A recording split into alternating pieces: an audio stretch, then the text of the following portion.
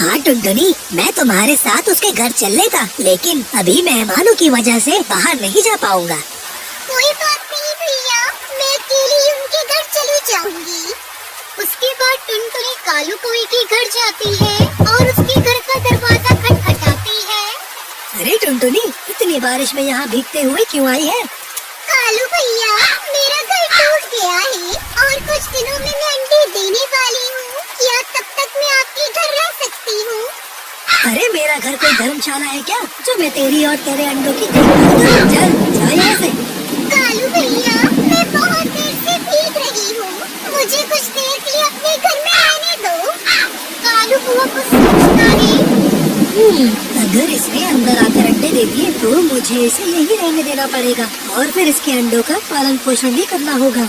ये सोचकर कालू कौवा टुनटुनी से बोलता है। नहीं नहीं, मैंने बोला ना, मैं तुम्हें यहाँ नहीं रख सकता, चलो निकलो यहाँ से। अरे कालू कौवे, तेरे रंग के साथ तेरा दिल भी काला है, तू एक माँ चिड़िया की मदद नहीं कर सकता। अगर मेरे अंडों को कुछ हुआ ना तो मैं तुझे नहीं छोड़ूंगी। ऐसा बोलकर टुनटुनी चिड़िया वहाँ से उड़ जाती है। उड़ते उड़ते टुनटुनी सोचती है, चलो टूनी मौसी के पास जाती हूँ, वो मेरी मदद जरूर करेंगी। कैसी हो टूनी मौसी? अरे मैं तो ठीक हूँ, लेकिन तू इतनी बारिश में क्यों भीग रही है? चल जल्दी अंदर आ जा। टुनटुनी चिड़िया उसके साथ अंदर चली जाती है और टूनी चिड़िया को अपने साथ हुई सारी बात बताती है। चल तू आराम कर, तुझे इस समय आराम की जरूरत है, मैं तेरे लिए कुछ खाने को लाती हूँ। अगली सुबह टुनटुनी चिड़िया 3 अंडे देती है और टूनी मौसी बाहर जाकर उसके लिए कुछ न कुछ खाने के लिए लाया करती थी। कुछ समय बाद टुनटुनी के बच्चे अंडे से बाहर आ गए थे। मैं आपकी सदा आभारी रहूंगी मौसी जी। अगर आपने मेरी मदद न करी होती तो न जाने मेरा क्या होता। अरे नहीं टुनटुनी बेटा, ये तो मेरा फर्ज है, हमें सदा एक दूसरे की मदद करते रहना चाहिए। कुछ देर बाद टूनी चिड़िया के घर पर मिट्टू तोता आता है। अरे टुनटुनी, तुम इतनी दूर यहाँ हो? मैंने तुम्हें एक रात कालू कौवे के घर रुकने के लिए बोला था। अरे भैया, उसने तो मुझे अंदर पे घुसने नहीं दिया, इसलिए मुझे मजबूर होकर इतनी दूर टूनी मौसी के पास आना पड़ा।